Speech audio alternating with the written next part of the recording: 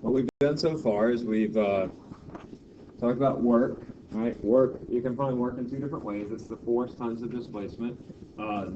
If the force and displacement are in opposite directions, then the work is negative. So, like for example, with frictional forces, which are usually opposite the direction of motion, that's a negative work. But remember, work is not a vector quantity; it's a scalar quantity. So the negative means that it's taking away energy. It's a dissipated force. We also did the dot product, which you'll need to know how to do for the quiz in a couple weeks. Dot product is really just like doing FOIL, like multiplying, expressions against one another.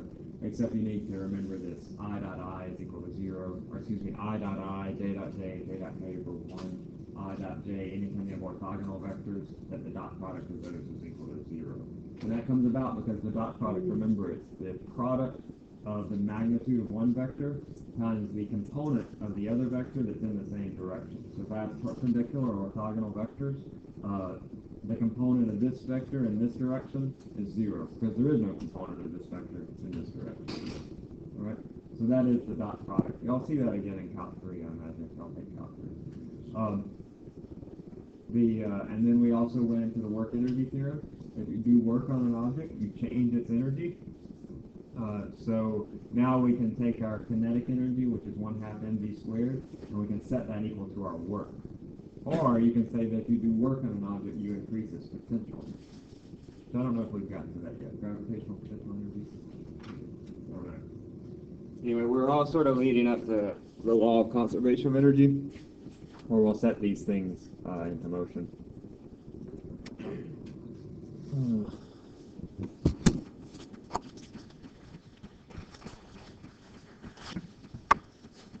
All right. Talked about conservative versus non-conservative forces. Conservative forces just means that it conserves energy. Non-conservative forces means that it doesn't conserve energy. Conservative forces are mostly just field forces. That is, those forces between objects that never actually touch one another. So when you have two charged particles coming towards one another, they never actually touch. They just deflect because of the field forces that are involved. And so since they never make contact, they don't lose energy in any way at all.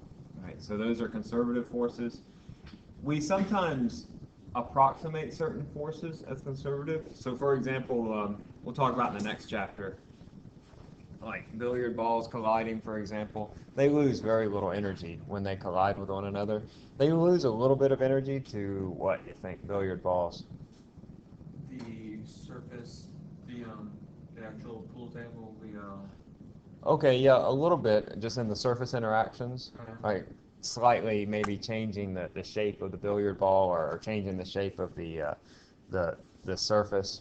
We also lose energy in billiard balls due to sound, right? That produces a certain amount of energy. But for the most part, those are negligible, and so we can assume that those are also conservative forces. Can we game them and practice these things? But those aren't truly conservative. They just approximate them as conservative. That'll come up next chapter when we're doing conservation of momentum and energy in elastic collisions. All right. So the work done by conservative forces is path independent.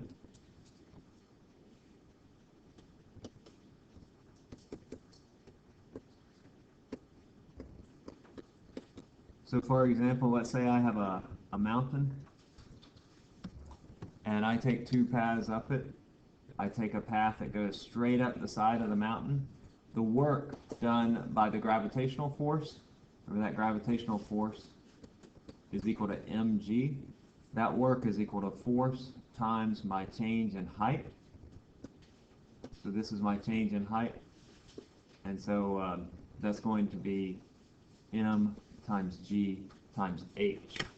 Why is it the change in height and not the displacement or the distance? That is, why is it this distance h and not this distance from the top, the distance that you walk for the gravitational force?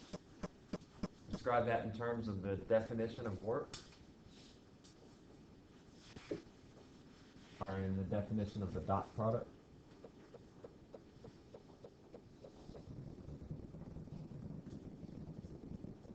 I remember the dot product is the product of two vectors that are parallel to one another, and so, huh? Gravity is down, you have to do the same line then. Right, gravity is down, and so we take the component of the displacement that's perpendicular to the gravitational force, which is going to be straight up. So that's our H. So we could rewrite this as, if this helps you write it down, if not, don't write it down. Our work is FD cosine theta, where this is our distance D, but this distance D cosine theta is the same as H. All right, so anyway, if I do that, then my work is equal to M times G times H.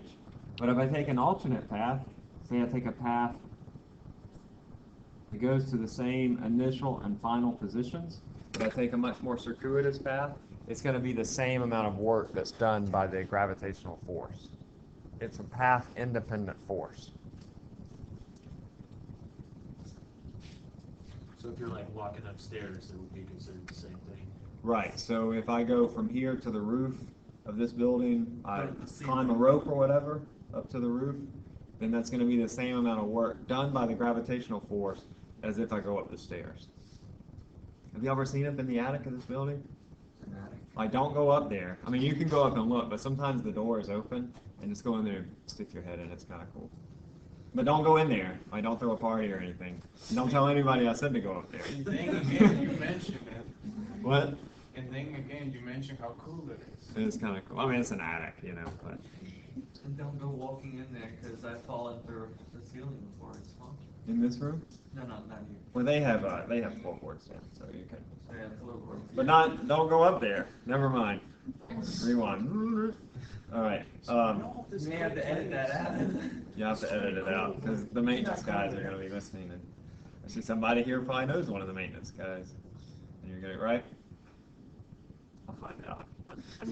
All right. Now, so the work done by conservative forces is path independent. And so the work done by non-conservative forces is path dependent.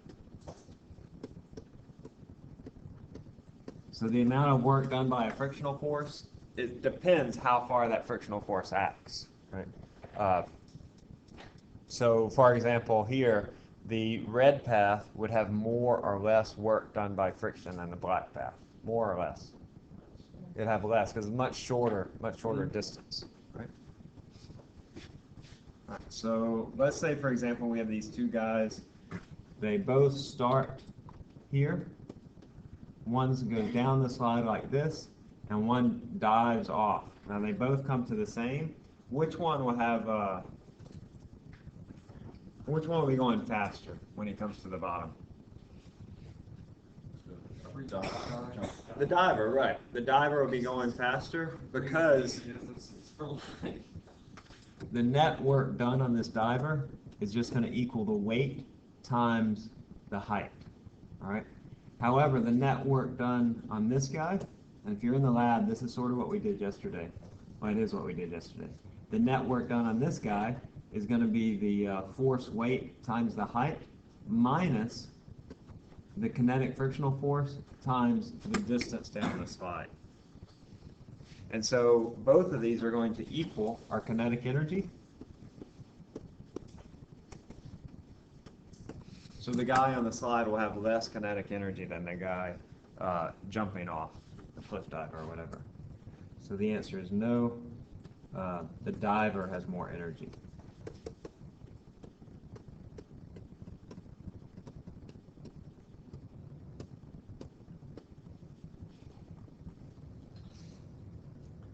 By the way, if y'all go on to Calc 3, you might get into this into Calc 2, but you can calculate the integral of the work due to, say, a non-conservative force like friction, and this is a path-dependent integral. That's when you have that funky integral with the circle in it. You ever done that? You might get into it in Calc 2. You might have seen it. That just means that you're taking the integral along a certain path. We won't do it in this class, but you might see that in Calc 2, probably 3. But none of y'all take Calc 3, is that right? The chem majors do, right? Chem majors have to take it. And then you take DE as well, right? Differential equations. Good luck. For goodness sake. That was like Very appreciated. Black magic to me, differential equations. Not so much differential equations, but later I took partial differential equations, and they were like me and 6 other guys, or 6 other people, they were all math majors, and it was, ugh. All right, let's try this.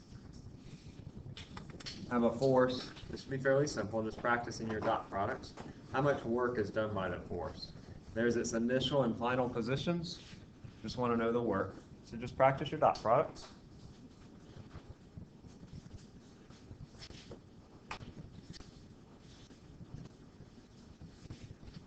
And when you do this, let's do another one. Let's say if the mass equals 2 kilograms,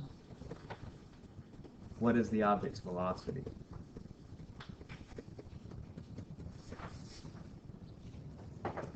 All right, speed, rather. What is the object's speed?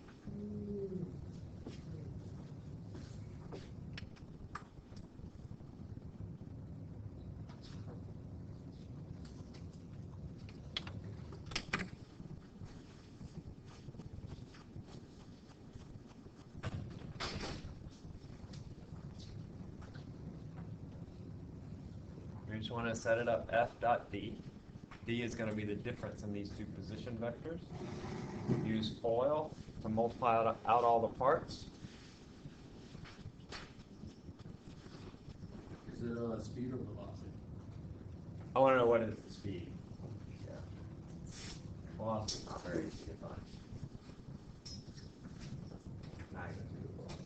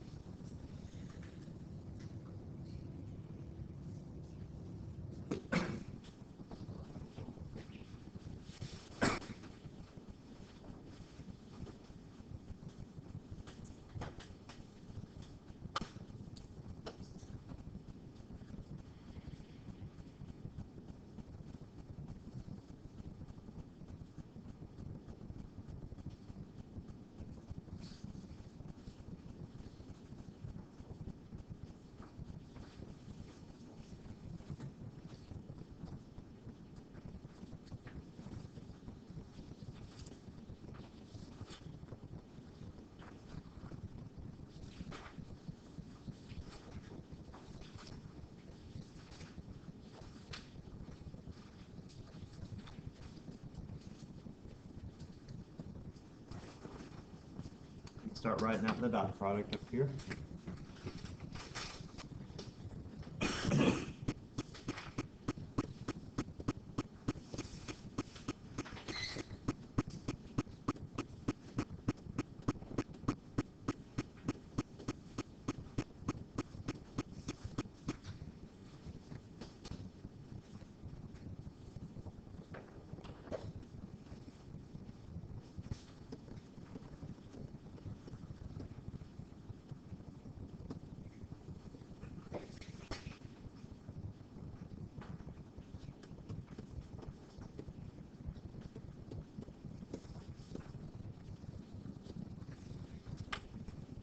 First thing you want to do if you're moving on is make sure you get your displacement vector correct. It's the difference between R2 and R1. It's 32 minus 16, 10 minus 3, and negative 12 minus 0.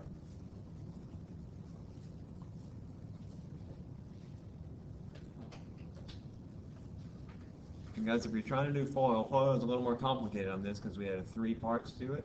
But remember with our dot products, it's only the like terms that are the same. So I dot I is going to equal 1, but I dot j and I dot k are both equal to 0. So you don't need to write those things. In fact, you shouldn't.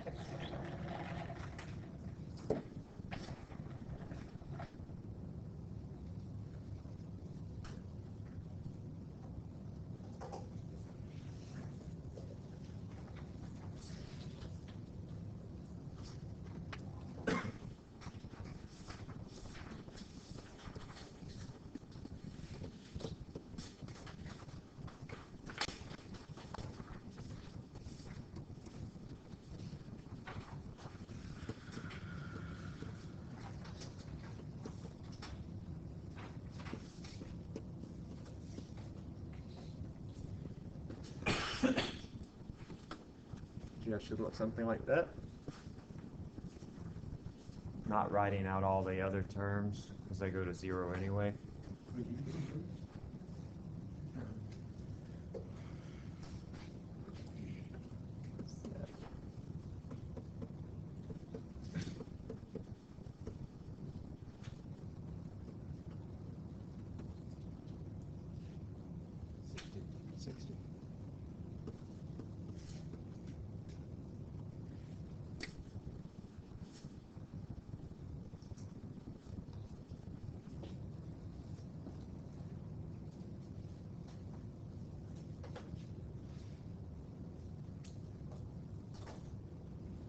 And then go from there, you can find the object's speed.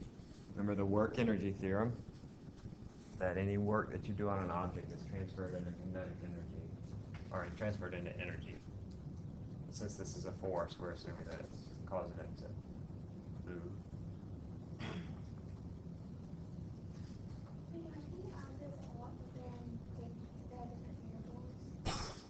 Oh, right here? Thank you, Arne. That's a good question. So I dot I is equal to 1. J dot J is equal to 1. So you lose that vector notation when you do the dot product. The work is a scalar quantity, so all that vector information goes away. Write that off to the side.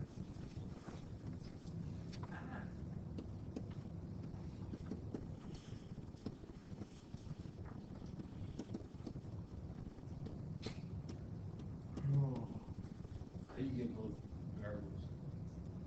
How do I get both variables? Right, wouldn't it just be one? Like, wouldn't it just be 40 times 16? 40 times 16? 16i. No, it's not 40 times 16i because I'm taking the dot product. So when I multiply this, or when I dot this and this, it's like 40i dot 16i. And that's the same as 40 times 16 times I dot I. Right, so it's not the same as multiplication. We're taking the dot product. So it affects your vectors differently. It's not like a coefficient. The I carries direction. It's not just a variable. It's a vector.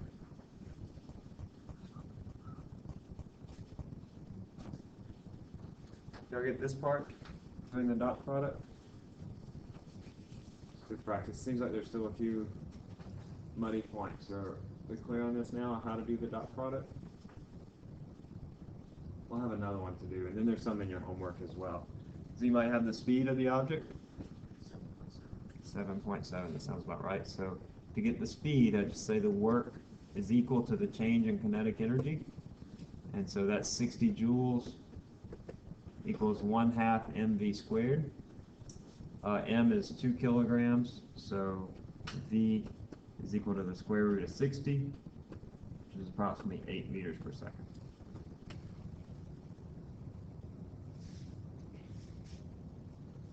All right, folks. We'll do some more dot products, but good type of test question.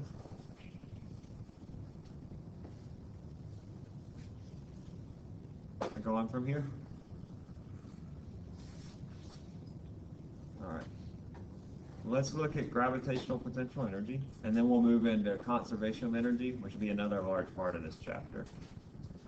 I've already addressed this a little bit. Remember moving up the mountain, that the work done by the gravitational force, if I have this mountain, and I travel up it, and I travel a distance d, letting this be the angle theta, my force due to gravity, my force weight is in that direction. So my work is equal to Fd cosine theta. But that's the same as the component of d is the same as the height h, and my force is mg. So that's the same as m times g times h. That's going to be my gravitational potential energy. I'm going to get to it in a slightly different way here. I'm going to call this delta x and h, actually. So here, if I lift a certain object, say I take an object and I move it from here, and I move it up to this location through a distance h, I have to exert a force here and that force has to be equal and opposite the weight of the block, which of course is equal to m times g. And so that work is equal to the force times the h, and that force is equivalent to the weight. It has the same magnitude, but it's opposite in direction. And so that's equal to m times g times h. And because of the work energy theorem, that when we do work on an object, it converts it into energy, I can call this my potential energy. My potential energy is equal to m times g times h. This is my gravitational potential energy. In contrast, we'll do elastic potential energy in just a little bit. So that's gravitational potential energy. It just describes the amount of energy that an object has due to the Earth's gravitational field. So if you move something up higher, it has more potential. You can think about that, right? Because if you move something higher and you let it go, it's going to be faster than something that you drop from a lower position. It has more potential for motion. Right, that becomes applied when we get into conservation of energy. Conservation of energy applies for conservative forces.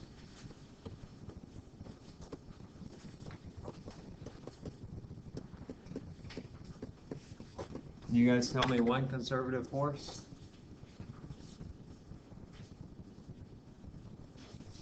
Gravitational force is a conservative force, right? Any field force. So next semester when we get into electric fields and electric forces, those will be conservative forces as well. So these apply for conservative forces. Remember, conservative meant that it conserves energy. That's what the conservative was referring to, that it conserves energy. And the conservation of energy just says that my initial energy is equal to my final energy. Now, you know what, this is really true for non-conservative forces too, sort of, that if I have a certain amount of energy at the initial part, then I'm going to have that same amount of energy at the end part. But the caveat is that in the end, if I have non-conservative forces like friction involved, I'm going to have energy that's not really recoverable, right? What happens when friction acts? What happens to a surface? It warms up, right? And that type of energy is lost, right? It's not recoverable. It sort of goes out into the large heat sink that is the universe. It just sucks up all that energy, and it becomes unusable. Right. All right, so we're talking now about conservative forces and energy that's recoverable. So if we look at this in terms of gravitational potential energy, we can say that the kinetic energy initial plus the potential energy initial equals the kinetic energy final plus the potential energy final. And remember, if we were talking about non-conservative forces, then we would have this additional term out here that would be thermal energy. But we're not going to consider this. This would be for non-conservative forces. This would be thermal energy. But as I said, we're not going to consider that. We're just looking at conservative forces, disregarding friction, disregarding air resistance, and the like. Well, let's just do a few examples. Let's consider this example. I have a 100 kilogram mass particle. It's like on a roller coaster of sorts, and it initially has a 10 meter per second speed. So it's V naught equals 10 meters per second. It goes up here, comes down, and then comes up to this height h, where it comes to rest. So up here at the top, my speed is equal to 0. So when you're going through these problems, you should assess what is the potential and what is the kinetic energy at each position, and realize that the sum of those energies is always going to be the same. So for example, down here, my potential energy has what value? 0, right. So remember, potential energy equals mgh, and so if h equals 0, as it is down here, my potential energy equals 0. And my kinetic energy is going to be non-zero. It'll equal 1/2 mv squared. Now up here, at the top, because the speed is 0, my kinetic energy is 0. Right, 1/2 mv squared, v is 0, so my kinetic energy is 0. And my potential energy equals m times g times h. Now what the conservation of energy says is that the sum of these two has to equal the sum of these. That assuming that there's no loss of energy throughout the track, then you have the same amount of energy at the beginning as you do at the end. All right, so first I just want to solve for h.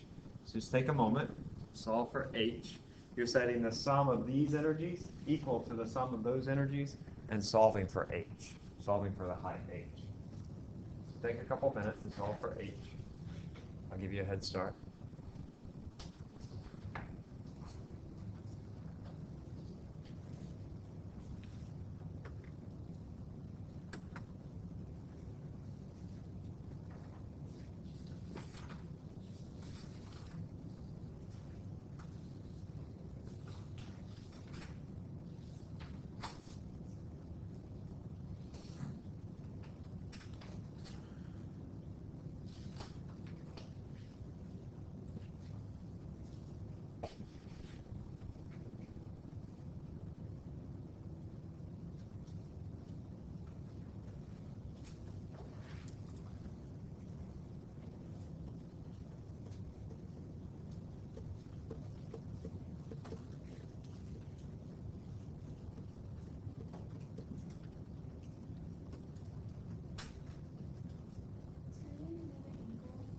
You don't need to know the angle.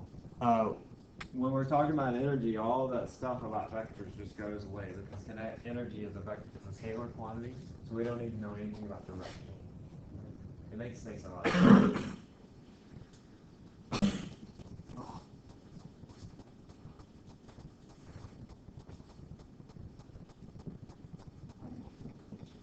Should thank God for scalar quantities because it really makes this part of the course a lot easier.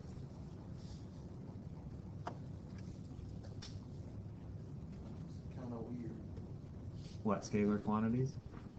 Yeah, we went from we have okay, the negative means direction. Right. Negative means like, all right, now I need time. Yeah. All right. Anybody get an H yet? Value for H? 5? Yeah, I think that's right.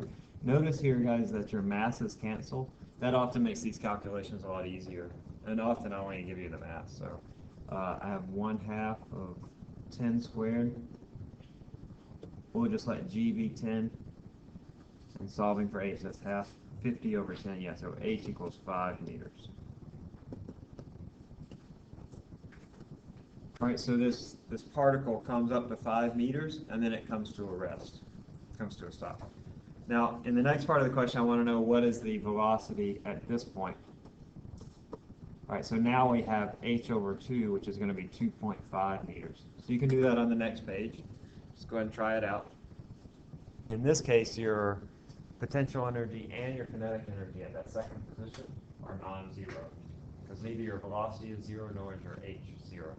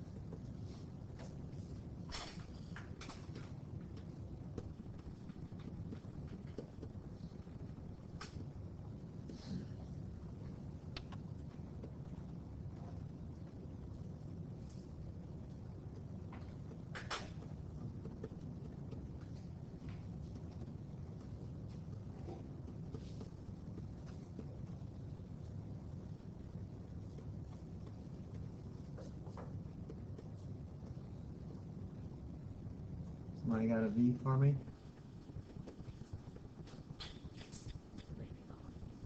No, it's not 9. It's closer to 7. 5 root 3. Oh, 5 root 3. Is that right? No, you must have a mistake there. It's the square root of 50, which is about 7. I'm not sure what you did, Mark. I just had a mistake there somewhere. All right, so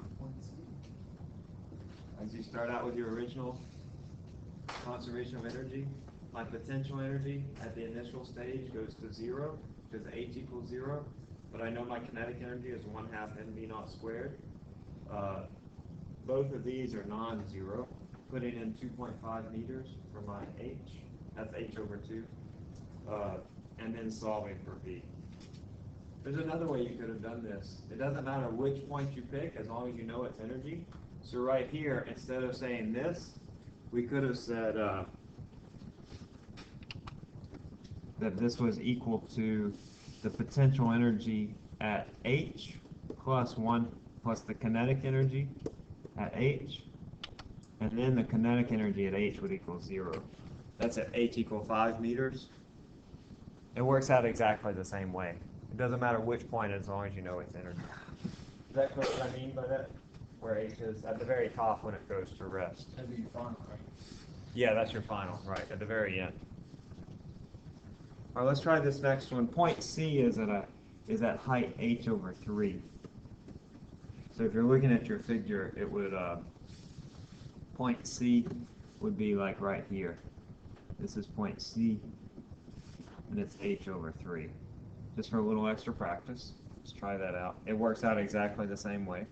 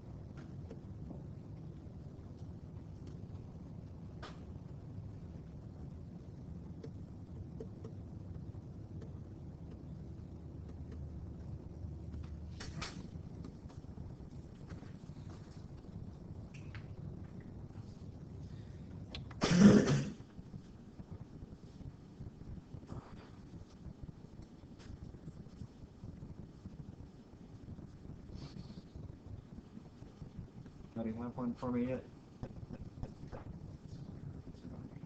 Square root of 200? No, I think you're off there. You must have a mistake somewhere. Pretty sure it's not that big.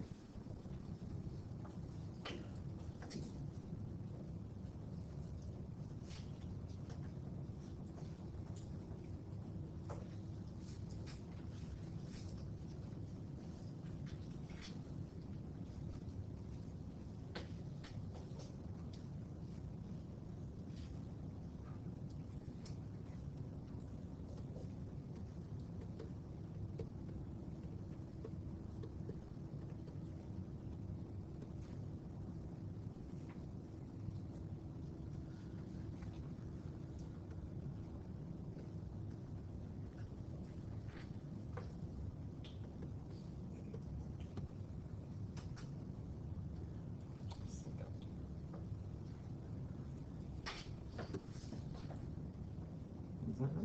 No, that's not right.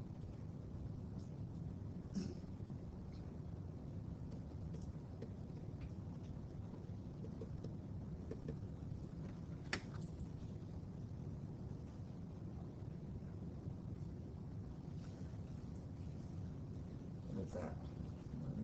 8.2 about. 8 point what? 8.2 about. Okay. We just call it about 8.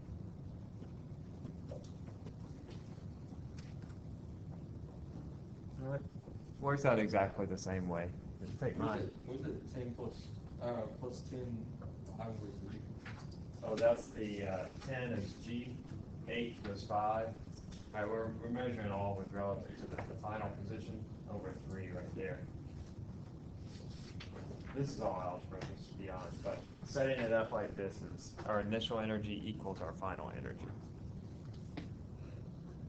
Are you good on that? Still okay with it? You can see a test question like this. This is fair game. It'll look similar to this.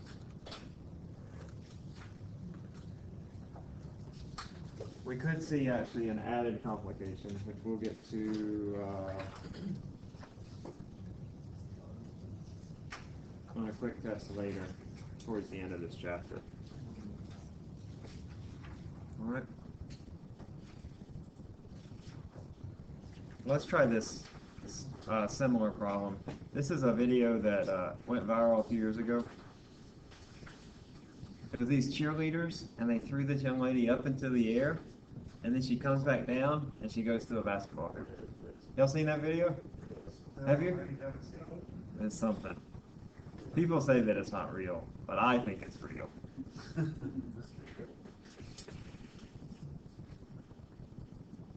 Got some rocket music too.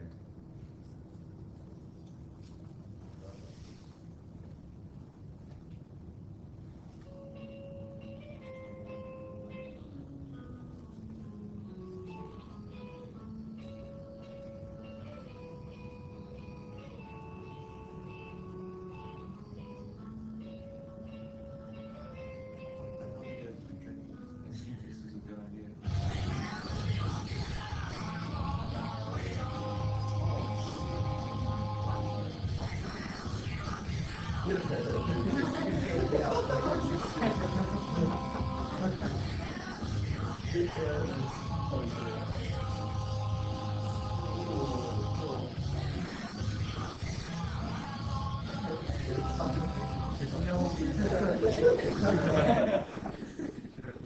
You know what that means, don't you know? What? That people had too much free time. Right. People say that's not real, and the cheerleaders that I know say that that can't really be done. But it looks real, right? It looks pretty real. Yeah, it looks. Small more than that. Yeah, very It's small. pretty insane. All right. You remember we worked a problem similar to this where you can do the kinematics, right? The kinematics isn't terribly difficult. I mean, y'all can do it. I could do it. We could all do it. Where you find how long it takes her to go up to a certain height. You know her y displacement, or you can figure it out. You know her acceleration. And then you can find her velocity at particular points in the trajectory, like at the halfway point when she goes through the hoop. And that's kind of complicated to go through all those kinematics equations and solving for particular things. But with the approach going from her energy instead, it becomes a lot simpler. So let's just look at this. Here's our basketball goal. It's what, 10 foot, right? 10 foot. So we'll call that 3 meters, roughly. Now it looked to me that she went up about twice as high. You think? 1.5. We're going to say twice because that's what my numbers have. So I'm going to say that she goes up to 6 meters. That was what they call a rhetorical question. Right. So this young lady, they take her, they throw her up to 6 meters roughly, and then she comes back down. And I want to know what is a few things. I want to know what is her initial velocity here. I also want to know what is her total energy at the top, and I want to know what is her velocity here at this point. I need to estimate a few things. I already estimated the distances, but in order to find her total energy, I also need to know her mass. What do you think her mass is in kilograms, please? 3. 3 kilograms, yeah, right. Well, what's a typical person weigh? Like, what do you think my mass is in kilograms? 150 kilograms? That's huge. All right. No, I'm talking about. I'm about 100, yeah, probably about 70 kilograms, right. So that's about 700 newtons. She's considerably smaller, so she's pretty small, maybe 50 kilograms. That's maybe 100 pounds. So 50 kilograms, Dave? All right, so she has a mass of about 50 kilograms, and then I can find her total energy at the top. Her energy is all in potential energy, because her kinetic energy is 0. That's m times g times h. It's 50 kilograms times 6 meters. So that's 3,000 joules. All right, so I know that all throughout her trajectory, at the bottom, she has 3,000 joules. Here, she has 3,000 joules. And at the top, she has 3,000 joules. That's the conservation of energy. All throughout, she has 3,000 joules. Now I want to know her velocity down here. I'm going to do that. Find her velocity.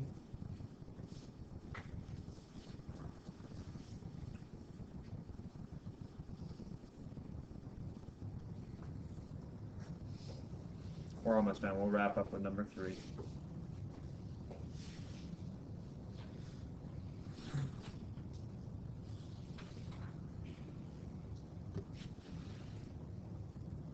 So I know at the top her potential energy equals 0, so she only has kinetic energy, and that has to equal 3,000 joules.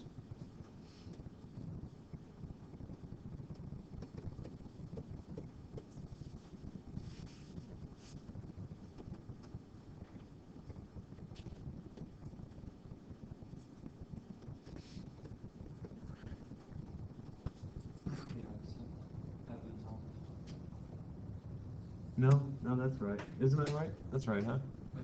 I've written it. Her trajectory when her velocity would be 0, when she has the most potential energy because she's the highest. I said the bottom of, what's the velocity at the bottom of her trajectory? Does that answer your question, Scott?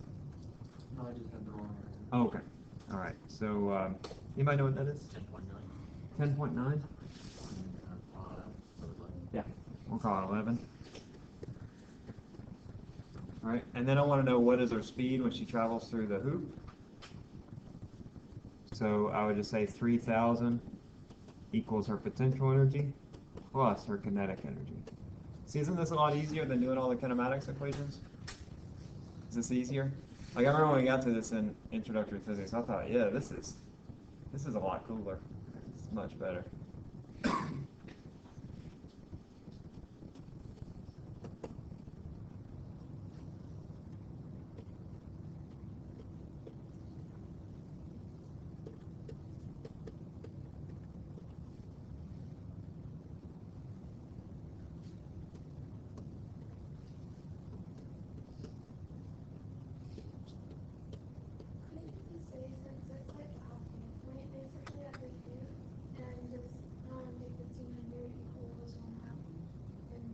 You could, yeah. I hadn't thought of that, but yeah, you could do that.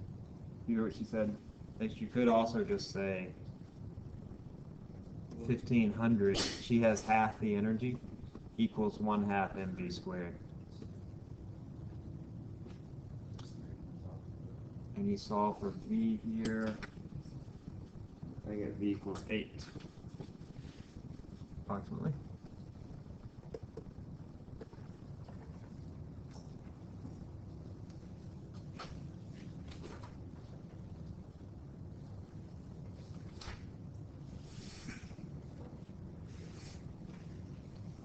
All right, folks. We have a few minutes left, but I think I'll let y'all go.